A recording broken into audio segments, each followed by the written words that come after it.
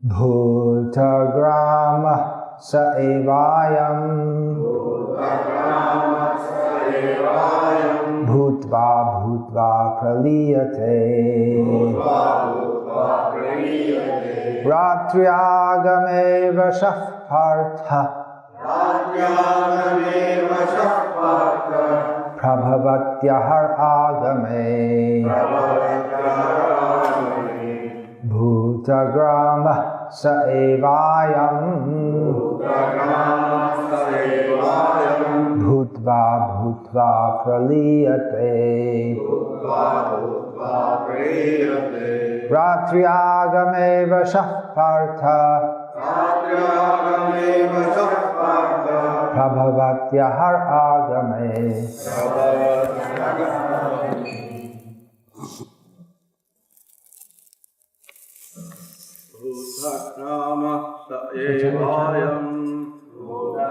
Tell him to bring that dawa. Bhutva bhutva praliyate ratriagame vashah Pārtha prabhavatyahar agame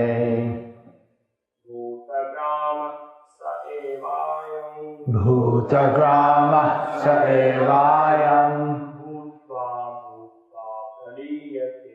bhutva bhutva praliyate ratriagame vashah Pārtha prabhavatyahar agame Bhutagrama sa evayam bhutva bhutva praliyate ratriagame vashah Pārtha prabhavatyahar agame Bhutagrama sa evayam bhutva bhutva praliyate ratriagame vashah Pārtha prabhavatyahar agame. Ladies, Bhutagrama sa evayam bhutva bhutva praliyate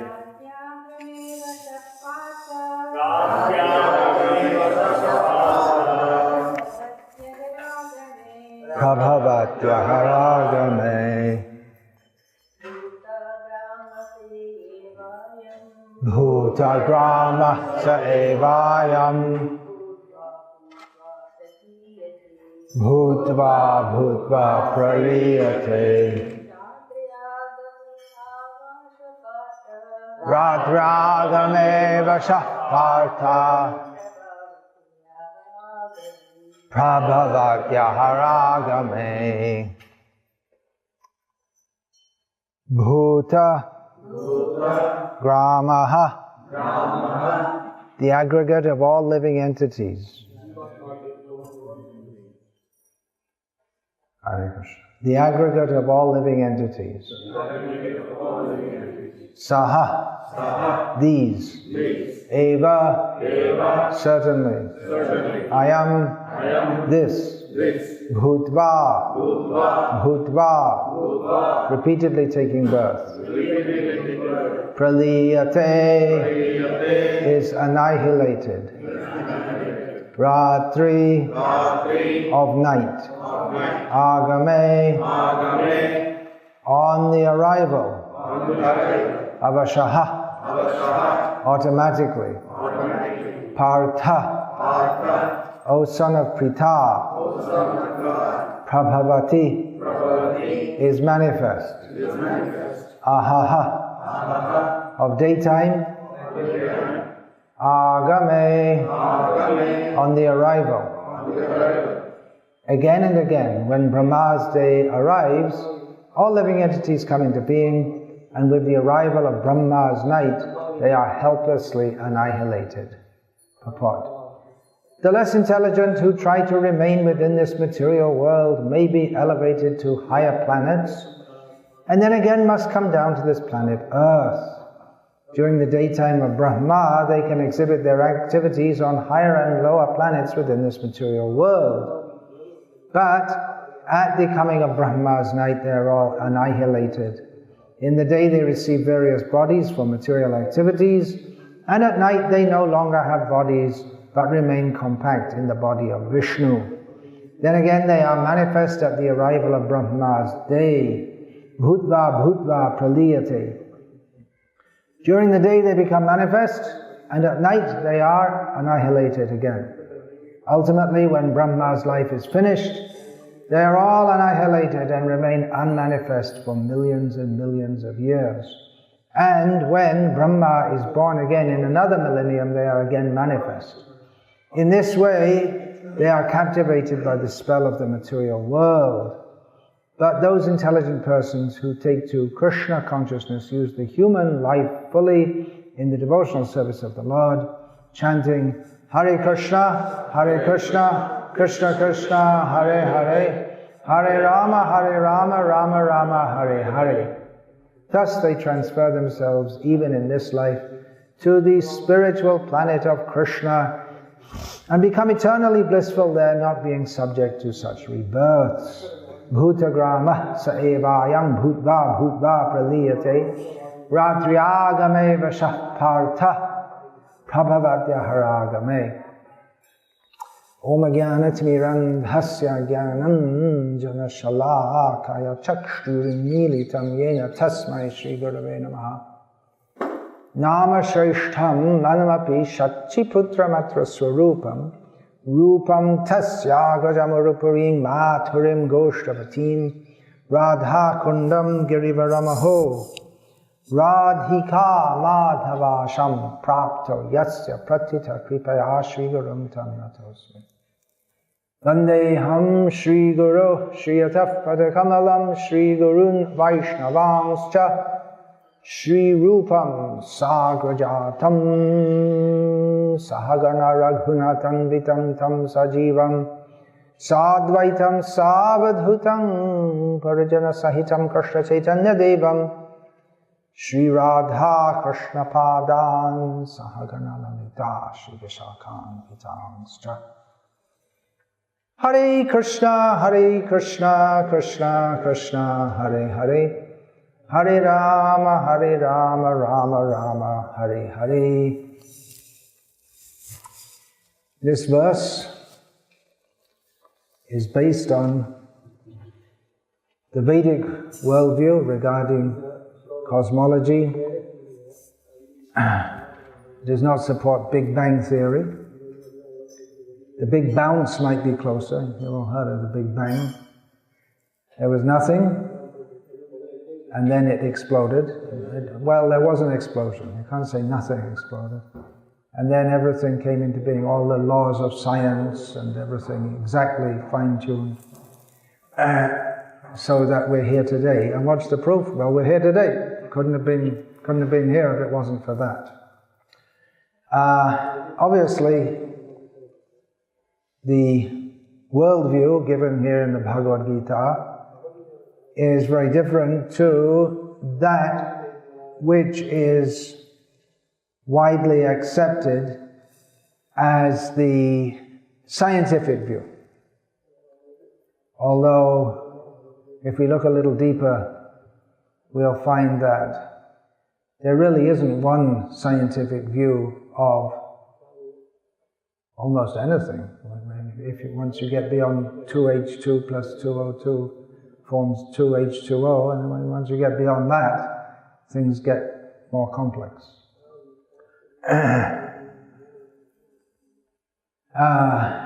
Some years ago, it was quite a few years ago, I saw in a magazine that among astrophysicists there are about 2,000 theories about the origins of the universe or the non-origins of the universe, solid state theory, or Big Bounce is another non-origins. Big Bounce means it all explodes and then recedes back into itself and then again comes out. Like I say, that's closer to the Vedic version of the universe, is coming out in seed form from the Mahavishnu, Paradakshai Vishnu.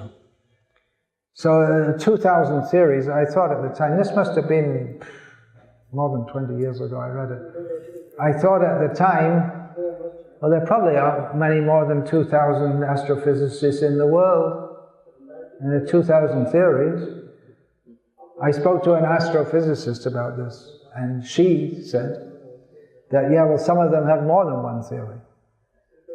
So when we speak about the scientific worldview, she also told me when she first went to a Hare Krishna center that the sannyasi was told that this astrophysicist who's taking interest in Krishna consciousness is coming. So don't speak anything about, or be careful what you say about astrophysics, anything like that. So he said in the course of his lecture, these astrophysicists, they don't know what they're talking about. And she told me she was very impressed because she thought, how does he know we don't know what we're talking about? Anyway, I'm speaking on this today in response to an article which appeared in the Svaraja magazine, which you probably never heard of. I never heard of it until just 2 days ago. It's called "And now, Vedic creationists!" exclamation mark. Thankfully, they are relegated to the fringe. This article was written by Aravindan Neelakandan, good Tamil name.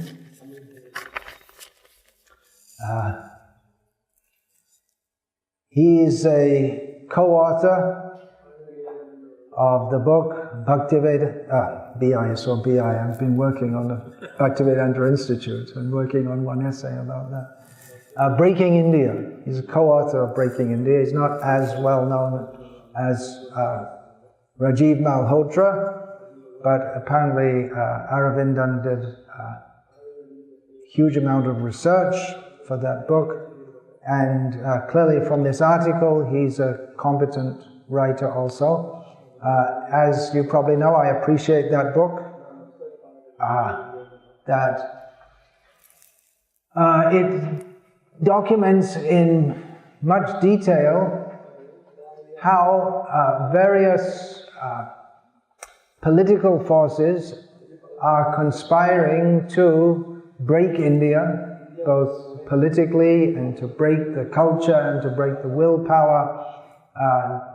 It's quite well known that this process was started in the 19th century with the British, who were ruling India at the time, deliberately wanting to buckle India at the knees intellectually, because they thought, we can't rule India, we can't capture the minds of the people unless we break their faith in Shastra and the Brahmins. So they had a very clever, cunning, insidious program to undermine Indian culture, or Vedic culture, we could say. Because sometimes when you say Indian culture, people say, what about the Muslims? They're also part of Indian culture, which actually they are, just like Hindi. As it's spoken today, there's at least as much Urdu as Sanskrit, I think more, isn't it? Mostly, it depends who you're speaking with, but in common parlance, definitely there's more Urdu than Sanskrit.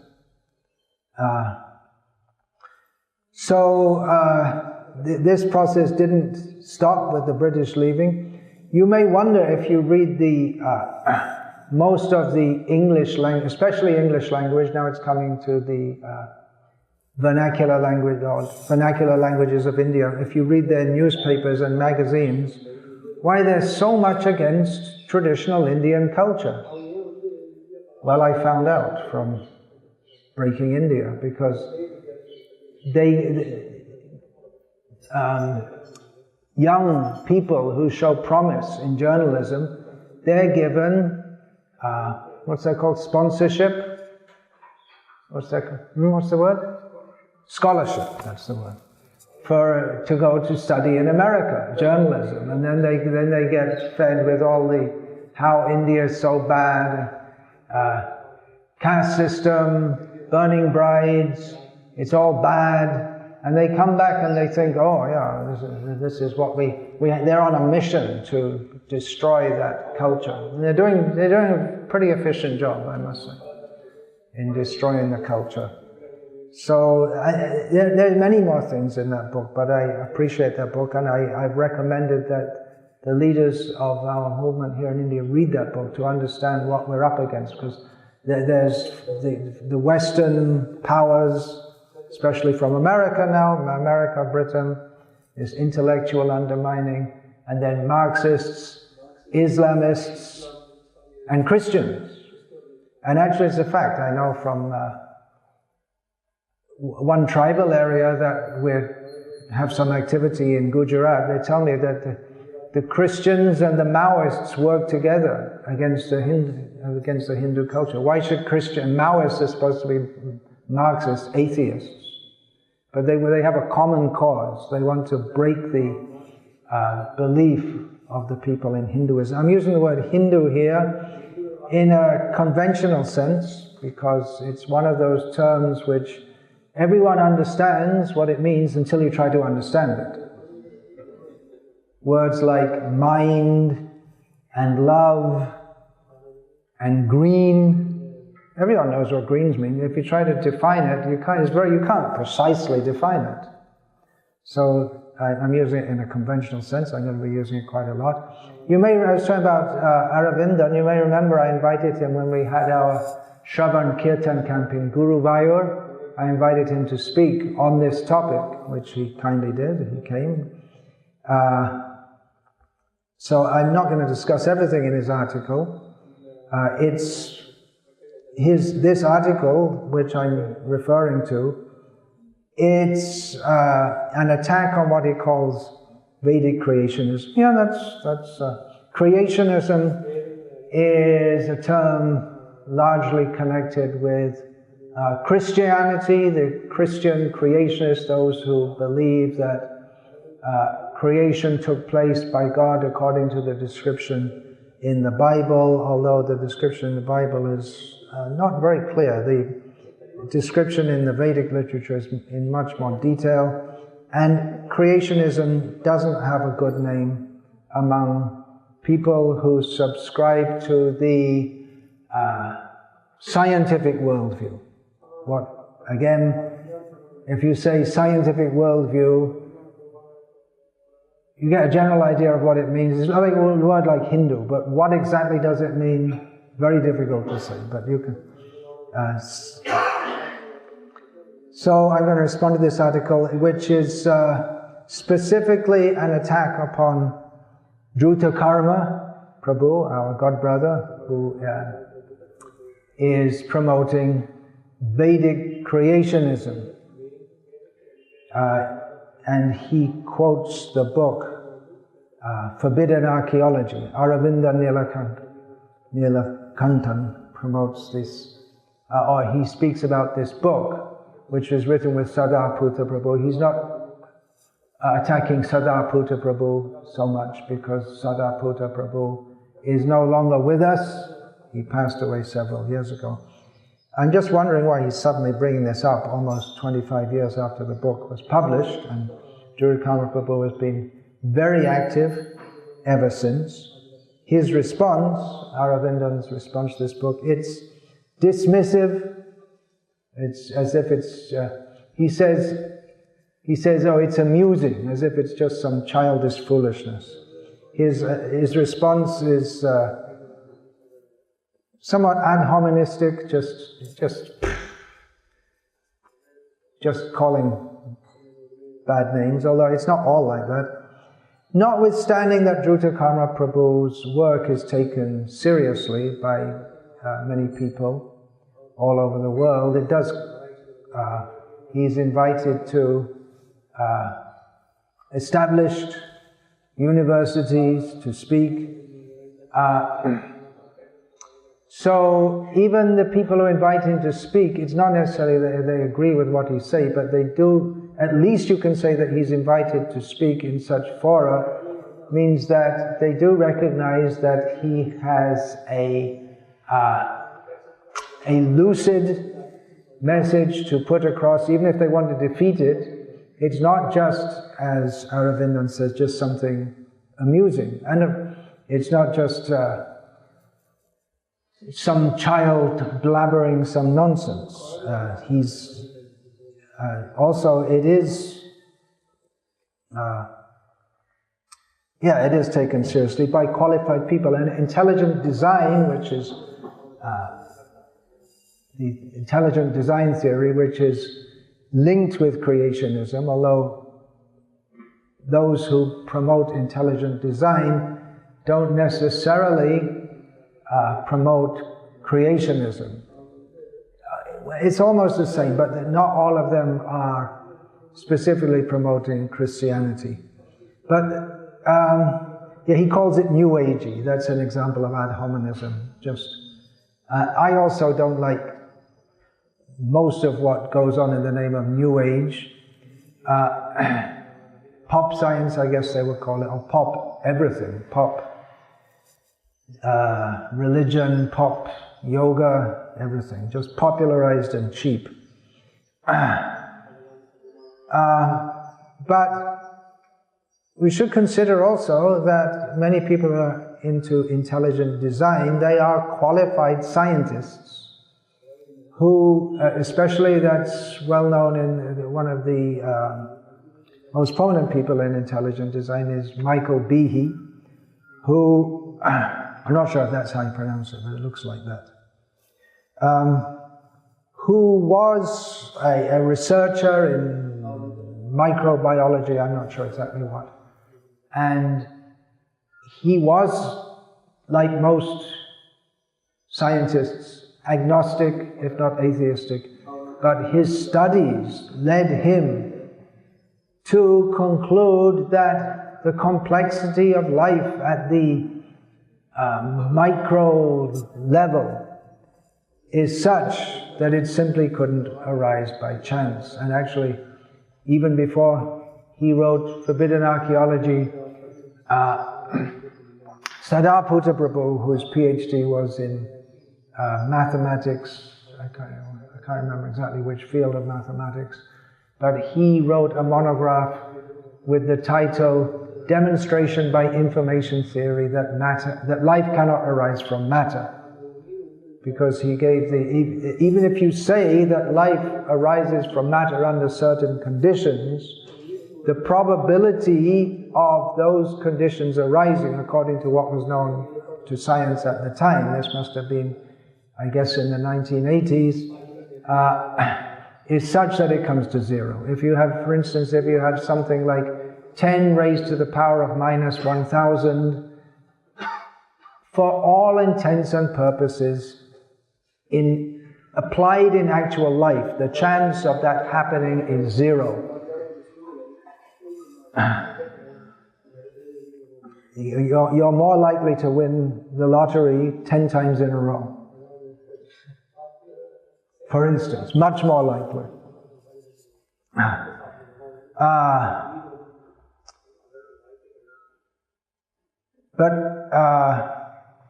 These people are into ID. Many of them are qualified scientists who went through the same educational system as everyone else. They have the same data available to them, but they see it differently. They interpret it differently. Which, I remember I was talking something about this in Belfast, one of the universities in Belfast, Northern Ireland, Queen's University.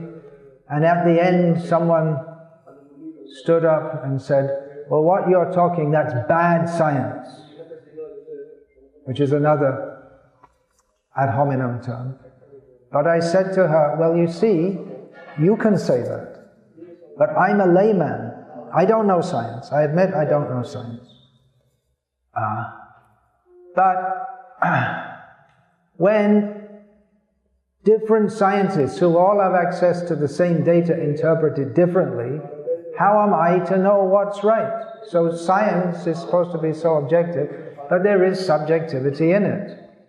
If one scientist comes and says, yeah, we studied everything and this is what we find, and someone comes up and says something with the same data, with the same qualifications, and comes up with something different, it means that, well, science may be not so as scientific or objective as we think it is, and of course, there is subjectivity in science, as was demonstrated many years ago in one of the most important books of the 20th century in terms of how it, well, particularly as it influences in the philosophy of science, is probably the most important book of the 20th century. And considering the influence of science, then it's definitely one of the most important books of the 20th century. It wasn't written as a philosophical book, but its philosophical ramifications are more than its analytic ramifications. Thomas Kuhn, The Structure of Scientific Revolutions. One of the major things that he showed there is, believe it or not, scientists are also human beings. That wasn't a scientific discovery. But they have biases. They may be attached to certain theories. They may not want to believe something, even if the evidence, when they've been following a theory all their life, they may not want to relinquish it. Now, in his article, Aravindan gave an example of some supposed discovery which was later proved to be wrong because scientists investigated it more. So, of course, there are in science many cases where they're shown that their theory is wrong and they accept it according to the scientific method. But as Thomas Kuhn, one of his famous statements, I don't know it exactly, I'm paraphrasing, is that all scientific paradigms, when they're supplanted by new ones, it takes time for them to be supplanted. Because what happens is, all the old professors who believed in that, they go on teaching it, because they can't accept anything. And when the new generation comes in, then they teach the new thing. And as I've several times said also, I remember studying at school in the biology class, and we were told that a simple cell, biological cell, it's very simple, and very soon we'll be able to reproduce it in the laboratory. Well, that's what Michael Behe found out wasn't true, which made him into an intelligent designer. But then later on I found out, well, we don't believe that anymore. We know by studying more that even the simplest cells are very complex. Then I found out even much later that even when I was being taught it, they already knew that. Because they didn't have time to update their biology books. So maybe even the teacher didn't know that what they were teaching is wrong from the scientific point of view. Of course, it gradually got sorted out. And another thing I often say is that if civilization goes on for, say, another 2,000 years, the way it's going on now, more or less, and there's more and more scientific investigation, experimentation, hypothesization, then we can expect that after 2,000 years, when people look back, they'll look at us, at the science of today, and think, oh, they're so primitive, they got so many things wrong. Anyway, they were doing pretty good for their time. So, in other words, what we consider to be good science now is almost certain to be supplanted by something else that they call good science. Anyway, I'm not going to get into science so much and all this kind of thing, because as I say, I don't know so much about it, and I'm sure Dhruta Karma Prabhu will reply to him in a much better way than I'm doing, but I'm going to do so from an angle which Juta Kamaprabhu might not get into so much. He may get into the scientific stuff more. There is innate danger in accepting religious texts as sources of the ultimate truth with respect to the domains of science through literal interpretations. And it's mostly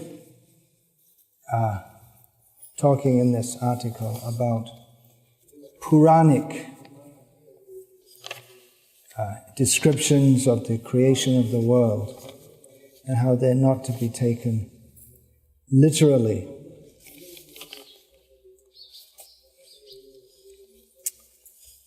Now, Aravindan, his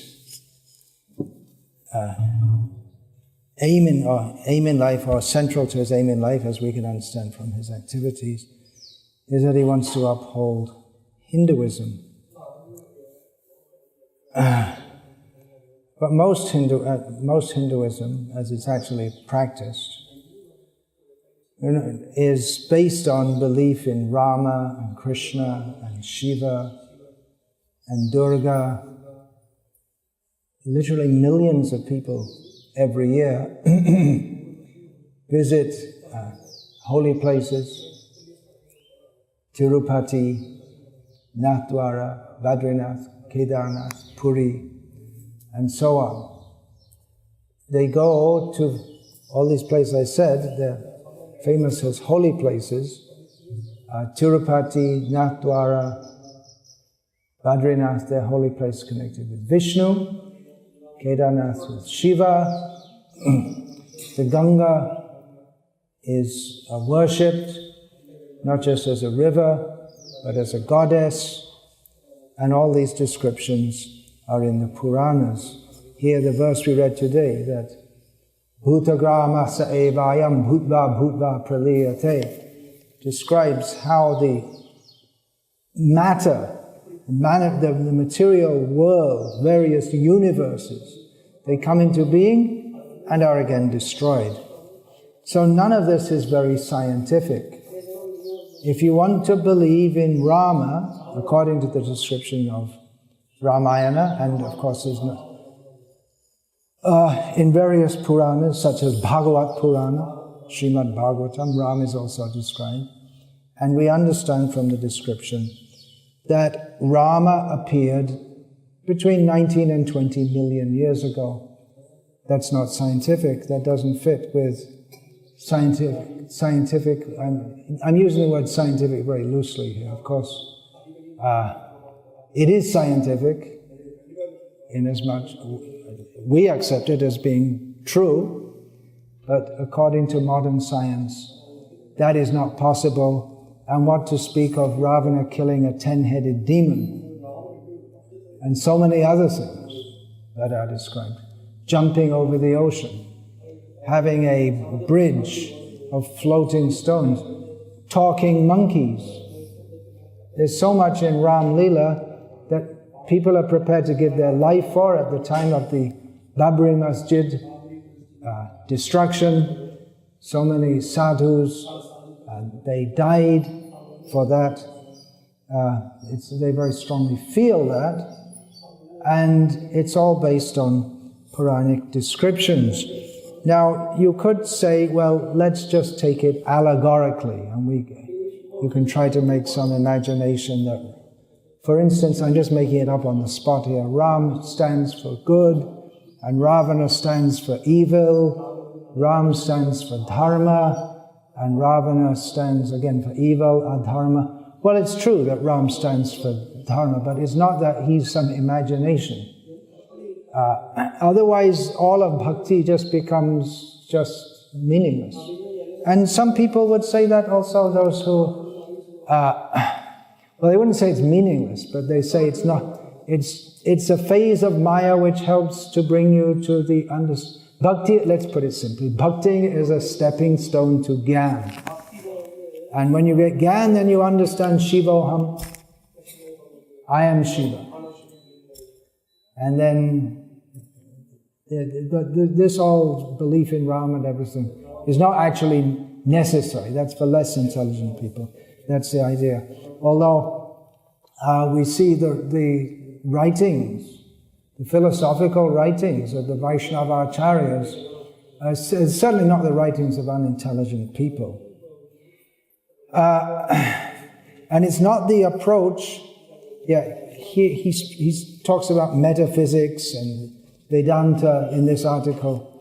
But the acharyas who developed Vedanta metaphysics, and the most famous is Shankara, although he wasn't the first. His guru is also mentioned, Gaurapad.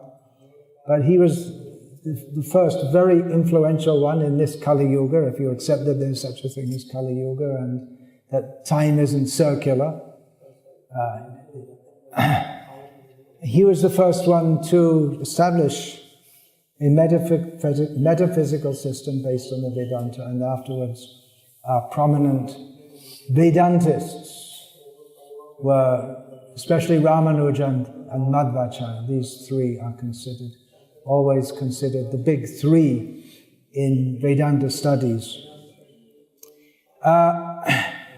Now, implicit in that, wait a minute. And just before I get to that, I want to go to one thing. I'm going to read from the penultimate paragraph of his Aravindan's article. He writes, this is not to say that epistemologies of systems like Sankhya, Vedanta, Jain and Buddhist worldviews cannot provide valuable insights as well as frameworks to study problems such as what is life and what its origin is. Oh no. Oh, wait a minute, I should read. As what is life and what its origin is. I'll read that again. This is not to say that epistemologies of systems like Sankhya, Vedanta, Jain, and Buddhist worldviews cannot provide valuable insights as well as frameworks to study problems such as what is life and what its origin is. Now, in other words, he's taking them as paradigms, something to be looked at. You can gain something valuable from it. But that's not the way they present themselves. They all those who have presented, and again, it's Sankhya, Vedanta, Jain and Buddhist worldviews.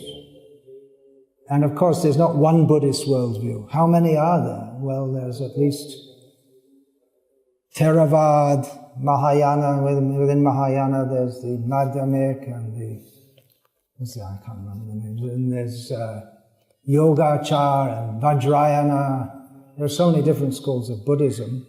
And Vedanta also, there are at least 3 prominent schools, as I just mentioned, the 3 acharyas. But anyway, in a general way, we can speak of Vedanta, Sankhya, Vedanta, Jain and Buddhist worldviews. But all of those who have given these worldviews, they all claim them to be the way, absolutely correct. So you can't claim to accept them without rejecting their central thesis. If you just take we can mix together the Buddhist worldview and Vedanta worldview, but those who have given these worldviews specifically differentiate themselves from other ones, and much of what Shankara in his Vedanta exposition was against Buddhism. Although it's Prachanna Bodha Muchyate, it's actually, his idea of Brahman is very similar to the nirvana of Buddhism, as some commentators have pointed out. Not Ramanuja and Madhva. They oppose Shankara's Vedantic worldview. But generally when people say Vedanta, I can just imagine, he may correct me if I'm wrong, but generally when people with this kind of outlook, they want to mix everything together, they generally, when they speak of Vedanta, they think they mean Shankara. Shankara is Advaita Vedanta. But Vedanta epistemology is not only Shankara. The Ramanuja and Madhva were commentators on Vedanta, and both of them, although they both wrote important commentaries on the Vedanta Sutras, Shariraka Bhasha is that of Shankara, Sri Bhasha was that of Ramanuja, Purna Pragya Bhasha is that of Madhva. But Ramanuja and Madhva, among their important works were their commentaries on. In the case of Ramanuja, Vishnu Purana, he gave great importance to that. And Madhva gave great importance to Mahabharata and to Bhagavat Purana. He wrote his Tatparya Nirnayas on both of these works. So these are at the center of their epistemology, in the case of these Vedanta Acharyas. And Shankara, of course, he praised the Bhagavad, he gave much importance to Bhagavad Gita. He also wrote his commentary on the Bhagavad Gita, in the very beginning of which, he stated, Narayana Paravyaktat, that beyond the unmanifest is Narayana. So he accepts the existence of Narayana, and which means the worldview that from Narayana have come all the universes. Narayana means in whom all living beings rest. When they, as is said in this Gita verse, Bhutva Bhutva Praliyate, they go back into him. In his praise of Bhagavad Gita, he gave importance to Mahabharata, which describes gods like Dharma, Vayu, Indra, the Ashwini Kumars, who, I'm just saying their names, there's so much in Mahabharata because these are the fathers of Yudhishthira, Bhima, Arjuna, and Nakul and Sahadev, respectively. So, in other words, all these acharyas, who all accorded prime importance to Shruti, which means Veda, which includes Vedanta. Vedanta means the Upanishads. And the Vedanta Sutras, which were actually given by Vyasadeva. They're not directly part of Shruti. They're in the Traiprasthan. There's Shruti, Smriti, and Nyaya. Nyaya means Vedanta Sutras. But Shankara also, as all the Vedanta Acharyas, accepted the Puranas and Itihasas. Itihasas means particularly Mahabharata and Ramayana, although others, Valmiki Ramayana, although some people might want to include in that works like Ananda Ramayana and Adbhut Ramayana and Yoga Vashishta and works like that. But anyway, they all the Acharyas give importance to Purana and Itihas as part of an integrated whole. The Vedas means the Shruti, the Smriti, Mahabharata, Itihas, Purana, it's all part of one integrated worldview. It's not that, you see what Aravindan's suggesting here, not directly. So if we can accept the Vedanta, Sankhya, Jain and Buddhist worldviews, but the Puranic worldview, we can't accept that because we don't take it literally, he says. But all the acharyas who are the great expositors or explainers of the Vedanta, they all accept this worldview from the Puranas, which is described in the Purana. And you can't take part of one and reject the other, because if you say, well, in the Puranas there's all these things described about different planets with different living beings on, how can we accept all these things? But if you're going to accept it, if you're going to be an apologist for Hinduism, one of the most basic tenets of Hinduism is belief in karma and reincarnation, as is discussed in Bhagavad Gita. That Urdvanga Chanti Satvasta, people go up. Where do they go? They go up to Swarga, Taitan Bhukva Swarga Lokam Vishalam, Kshine Punye Martya Lokam Vishanti. By pious activities, people go up to Swarga, and then they fall down again. And it's also Narak, hell, is mentioned in Bhagavad Gita, both by Arjuna at the beginning of Bhagavad Gita. He mentions that people dwell in hell by not following Dharma. Trivitang narakasyedam dvaram nashamatmana kama krodas tata lobas tasmat etat trayang tyajet. Krishna says the three gates to hell are lust, anger and greed, therefore they should be given up. So what Krishna is referring to in Bhagavad Gita when he speaks of heaven and hell, you can say it's allegorical, but as Arjuna understood it, and as all the acharyas have understood it, are the descriptions of heaven and hell as given in Shastra, particularly in the Puranas. and how you go there, and how you can go there. You go by pious activities. Maybe Vishwamitra will try to send you up like Trishanku, but it didn't work. He got stuck. But even in the Shruti, if we say, okay, we're talking about Vedanta. Vedanta means Upanishads. But even in the Shruti, Upanishads, then we have in the Kathopanishad, if we, of course there are supposed to be 108 Upanishads, but 11 principal Upanishads, some of them said to be 12. So among them, Kathopanishad. The central story of that, of course, the philosophy is this discussion of the nature of the Atma, but the story on which it happens, which all the acharyas accept to be real, is that Nachiket, he went to the place of Yama. Not to hell exactly, but just in the waiting room. He was waiting for 3 days for Yama to come. Yama was off somewhere else, on holiday, something like that. So, that there is a Yama Loka is accepted in the Shruti. Then we have in the Kenopanishad, there's a discussion between Shiva and Uma, describing how the different demigods became very proud, what we call demigods, devas, let's use that word. Such as Indra and Vayu became very proud and they thought they were very great, and then a Yaksha came. So anyway,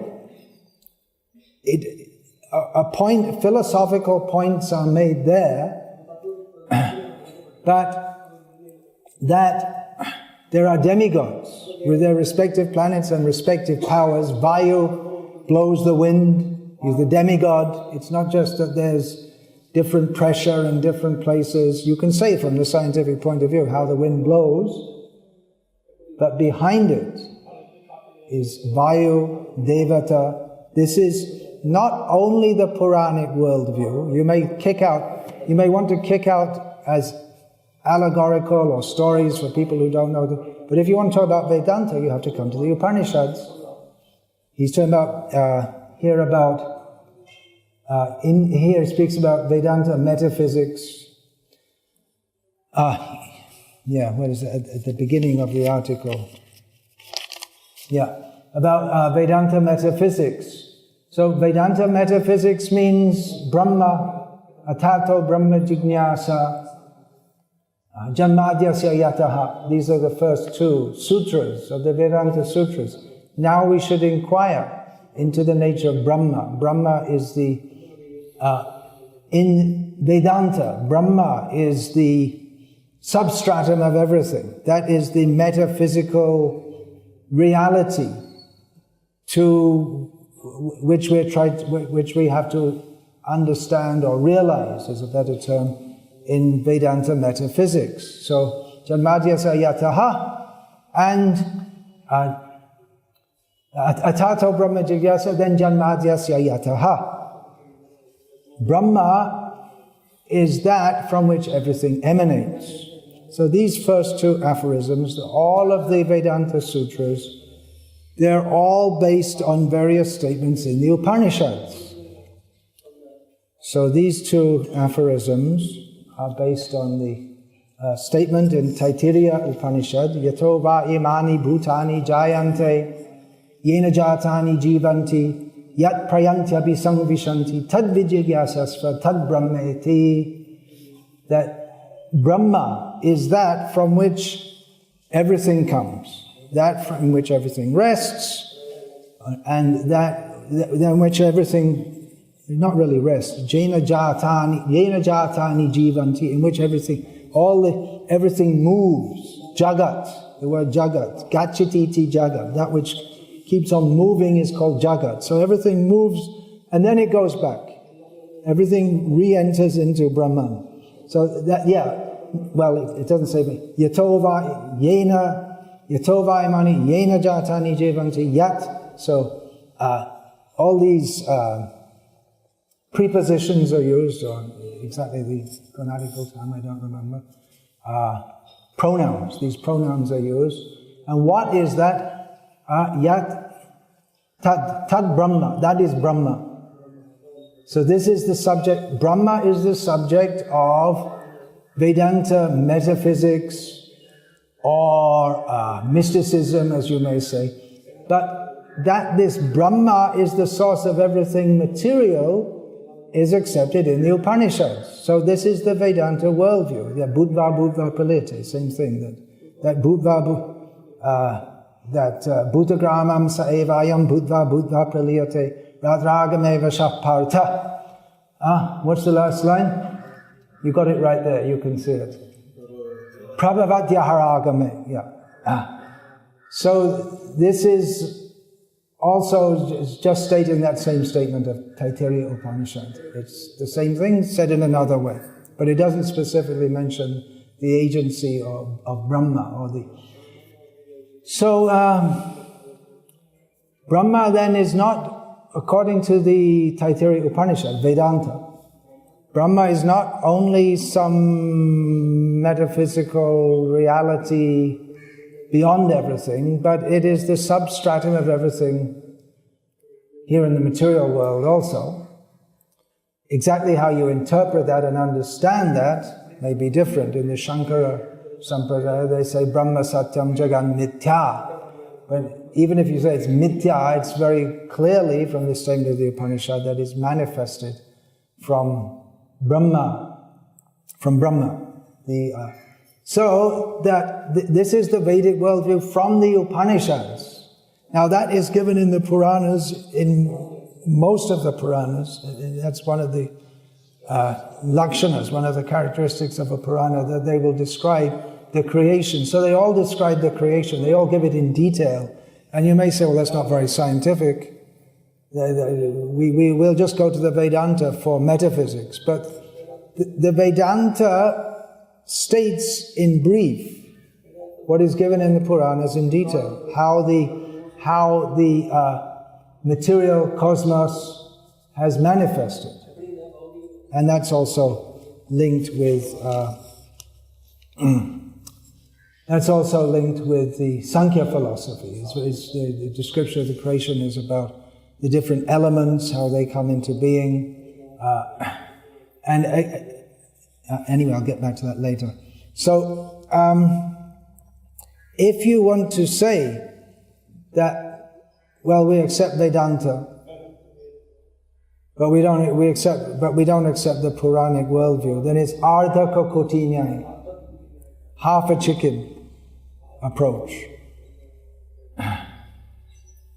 That if you say, I like the backside of a chicken because it gives me an egg every day, I don't like the front side because I have to pay to feed it. So cut it in half, and then I'll just keep the back half. But you end up with nothing. So if you say we accept Vedanta, of course he doesn't say he accepts it literally. He says we can accept it as a worldview to provide valuable insights, as well as in other words, he just takes it as some kind. According to this, from what I can understand, he doesn't accept Vedanta in the way that the acharyas who have founded the Hinduism, who he wants to defend, he doesn't accept it in the way that they have presented it. That Shabda is the Vedic sounds. They are to be accepted as the authority. And he's trying to counteract Western influence. But it seems that he himself has become a victim of it in accepting science which is based only on pratyaksha and anuman, on observation and hypothesis. And then again you experiment, and then, observation, hypothesis, experimentation, and then you come to a conclusion. And then someone does some more pratyaksha and some more anuman, and they come up with a different conclusion, and then you go on in science like that. And it's called progress. But the Vedic worldview, we can say broadly, and with Vedic worldview means you accept Shastra as authoritative. And that's both the Mimamsa and the Vedanta schools, they accept it. Shabda, that is the ultimate praman. And they've pointed out the difficulties in accepting pratyaksha and anuman as the main pramans. And actually, if you consider that we're tiny, tiny, tiny living beings in a universe which is so vast we can't even begin to imagine how vast it is. We're only here for a very short time. We have no idea.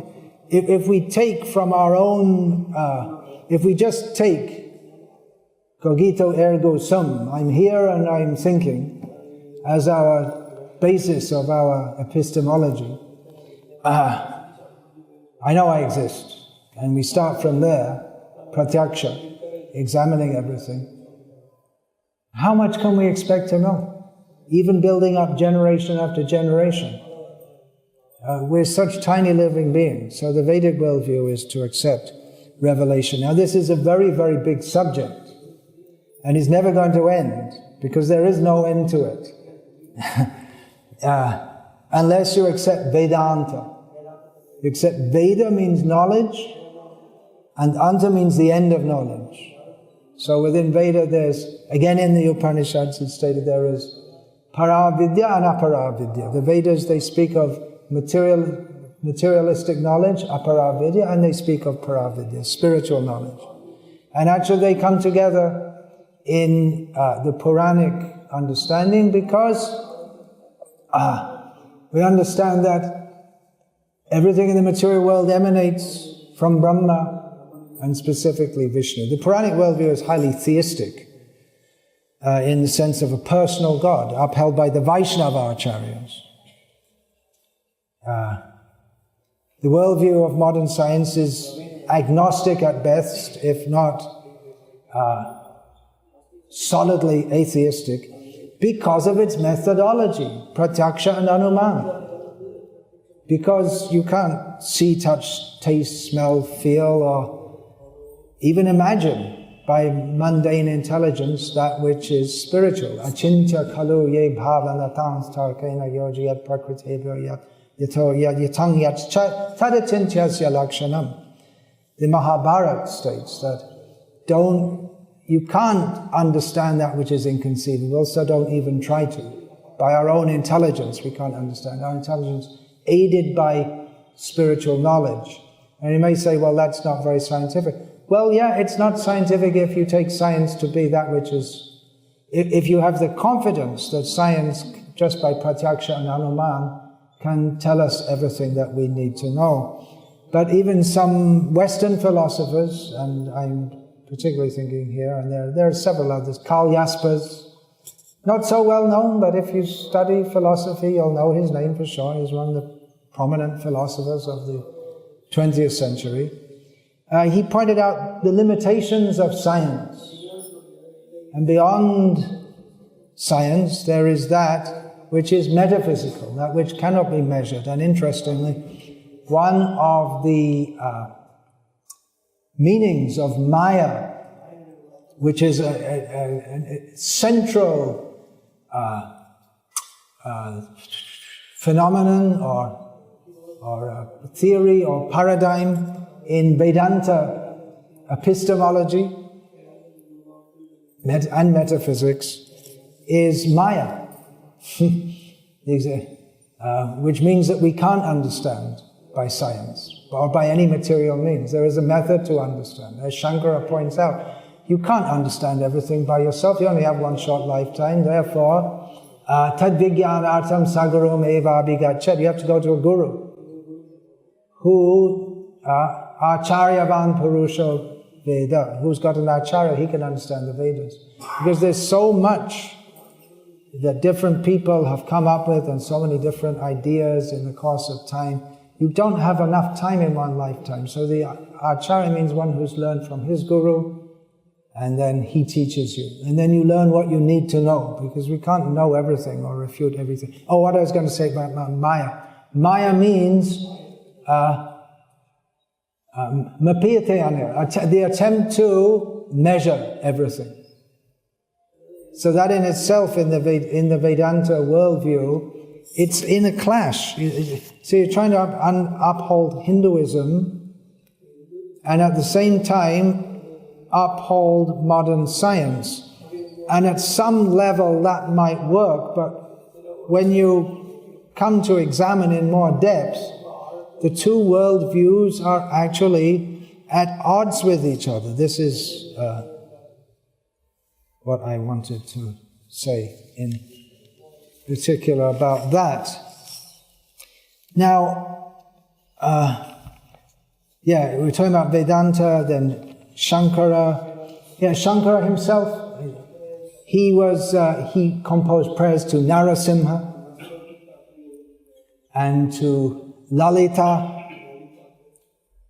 means to Durga, Saundarya Lahiri, his waves of beauty, he's described her. We accept, all followers of Shankara and all followers of the Vedas, the Vedic culture, we can say at the present time. They all accept the description of Shankara's lifetime, that in his lifetime he was debating with Mandana Mishra at Mahishmati. Mandana Mishra was a great Mimamsaka. Shankara mostly converted followers of the Vedas, the Mimamsa Vadis. He was debating with him and he defeated him in debate, and then Mandana Mishra's wife, Bharati, she said, okay, you defeated him, then you have to debate with me also. Then you can say you've defeated him.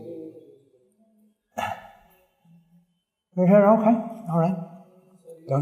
Sannyasi don't usually talk with women, but can't refuse a debate.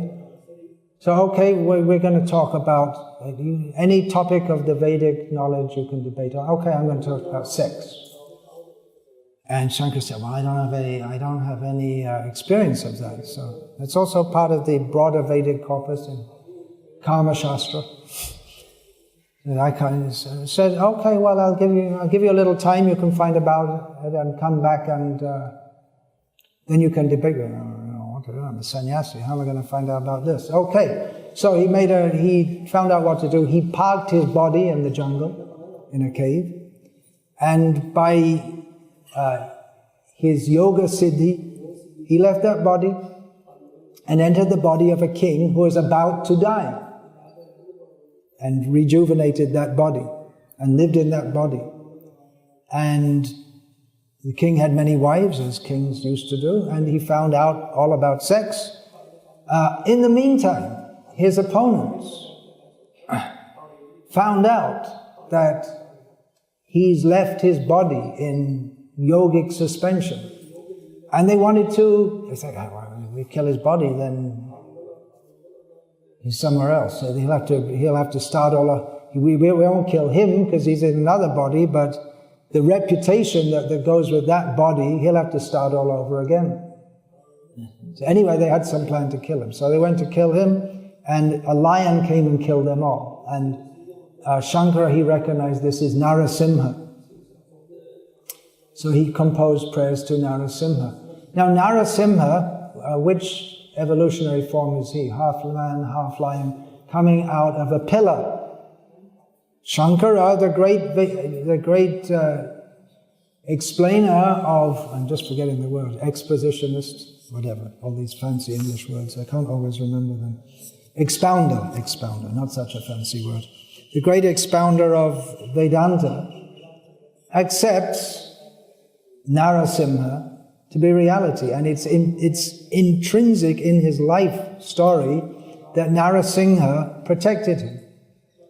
And then one of his, who is that, Padmapad, who prior to meeting Shankara, there's another story of some hunter boy in the jungle who had darshan of Narasimha, but he couldn't have it because he was so proud at that time. And there are all kinds of things, how his name is Padmapad because Shankara was on one side of the river and he was on the other side of the river, and Shankara called him, come immediately. So how could he come?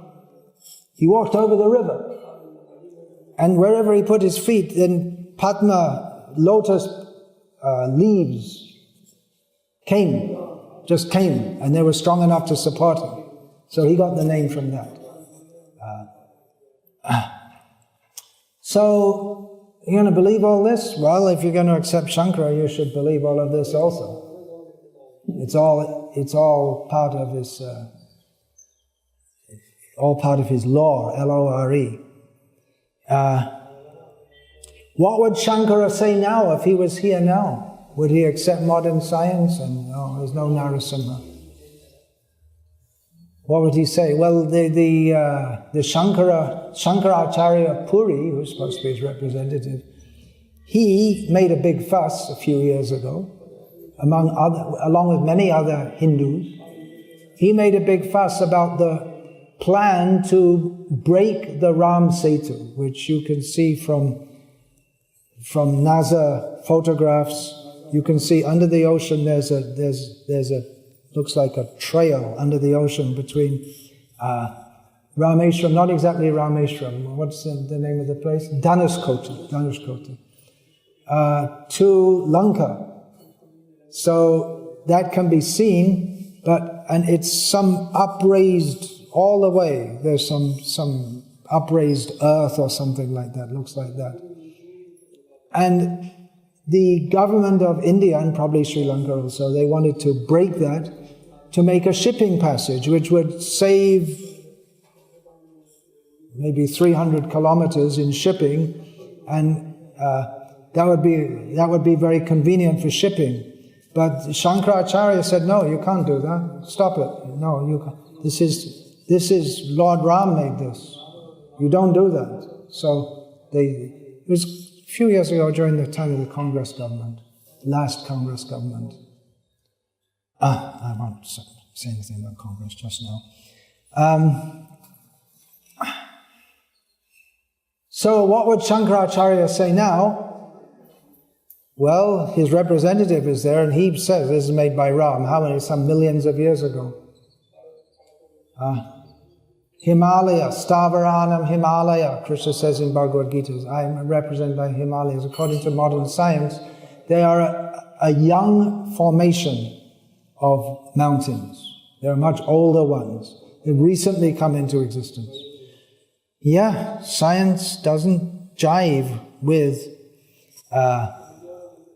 it just doesn't jive with the Hindu worldview. If you say Hindu worldview is based on Shastra, you can't avoid the Puranas.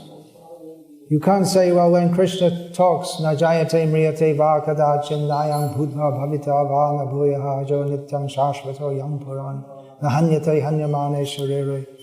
The soul for the soul, it was never born, it never dies, no one can kill it, it never came into being.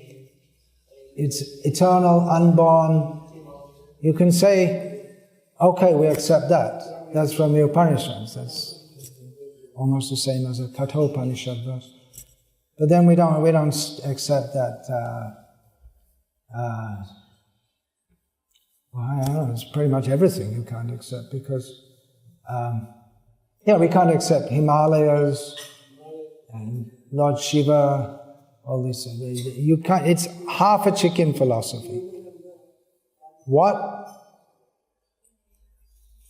Hinduism are you defending? Some concept of Hinduism in which everything is not really real. All the millions of people who go to temples every year, to temples of Shiva and Rama and Krishna and Durga and Ganesh. It's not really true. They're just stupid. In other words, you're saying that most of the Hindus are stupid.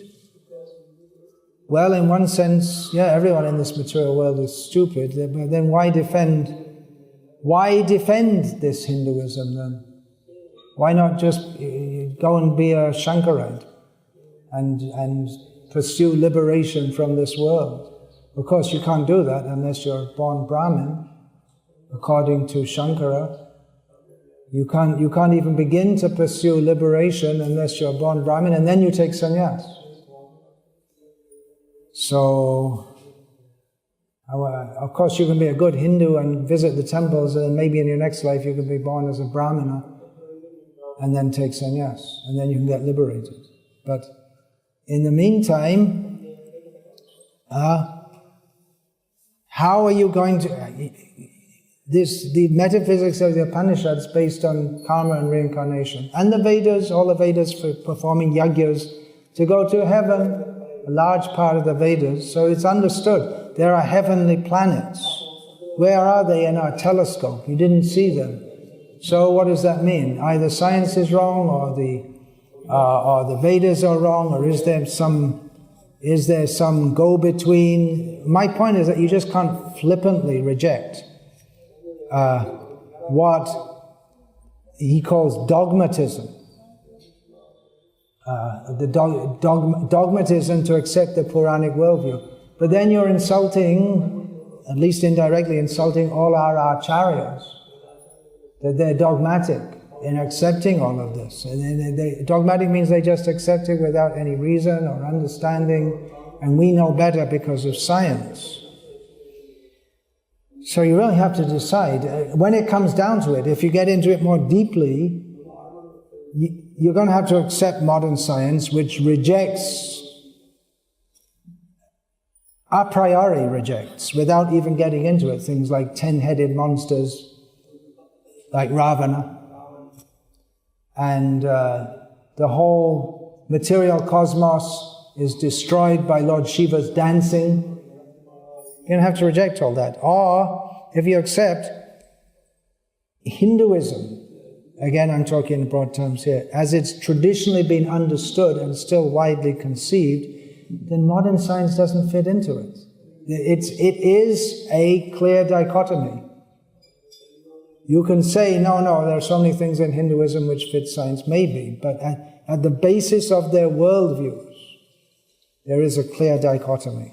It's rather superficial to just try to reject the Puranic statements without investigating the massive underpinnings they have to what is conceived of as Hinduism.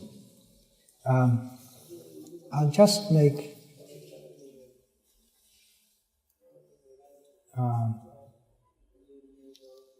no, I think I'll finish here because it's getting late. Anyway, I just want to say that, okay, Aurobindo, very good scholar, no doubt. But a scholar of his caliber should, and investigative, he's not afraid to confront controversial issues. But I would request him to examine the issues thoroughly before writing such a dismissive article. Try to understand it more.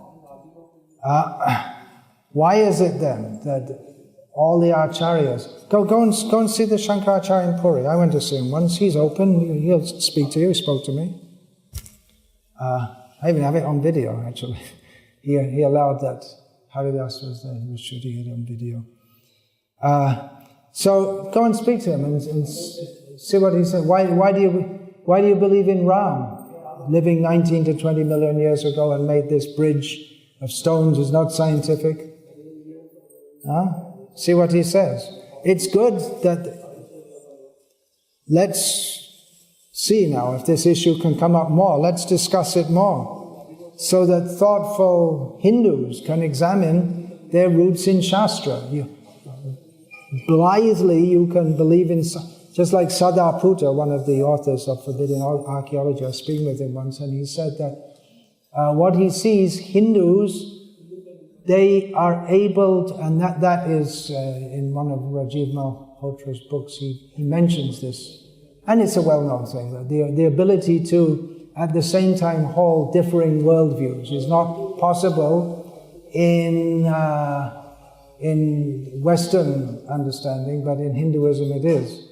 So Sadhaputta said that Hindus at work, they believe in modern science, and when they go to the temple, they believe in Hinduism. And you can see, sometimes I'm surprised. I'm sitting in front of a large group of people who are well educated in science or technology, engineering. You have so many engineers. And you'll talk to them about Ram killing Ravana, and they don't blink an eye. Yep, they accept it thoroughly. And then they go to work, and it's all based on engineering, which is based on geometry and mathematics and physics and so many things like that. So, all right, well, why don't we think about it some more? Is this real, what is stated in the Puranas? If not, you're going to have to throw out all of Hinduism and just be a straightforward atheist. Join Christopher Hitchens or something. Where is he now? Well, according to the Bhagavad Gita, he's probably in hell. Almost certainly. Yeah, it'd be good if the Hindus came to examine their roots in Shastra. It might have, among other things, it might have the good effect of throwing out Sai Baba. We should have our roots in Shastra. Maybe more dangerous than all the things which Aravindan has exposed in Breaking India is that modern Hindus, more dangerous to Hinduism, is that they don't know their Shastra. They don't think it's important to follow Shastra. And then Shastra vidimutsraja vartate kamakarataha nasa siddham avapnoti nasukam naparam gatim. Then if you don't follow Shastra, then you go to hell. And then you don't believe in hell. So please think about it more. And I'm sure that Druta Karma is going to have something to say also. I sent him the link if he hadn't already seen that, which he probably has. He's probably come back with a rejoinder already. So Hare Krishna, any questions? A bit late, I know, sorry, but went on longer than usual. Anyone want to say anything? You're building your temple here based on Vastu Shastra, very scientific. Not just scientific in the sense that, when people think of Vastu, they think of the Vastu Purush, and someone may say all this kind of thing is just some mythology. But the fact that they know architecture, how to place pillars in a certain way that they can support huge slabs. This is Vedic science. So it's not that Vedic knowledge is devoid of science. But it doesn't, the basic worldview doesn't jive well with science as is understood largely in the modern world. You can try and dismiss the Puranas, and that will might resolve some problem, but it's something like cutting out one eye because it hurts you. That's one way. If you have a pain in your eye, you go to the doctor, he says, well, I'll remove the problem. And cut the whole eye out. So that's stated in Shastra, isn't it?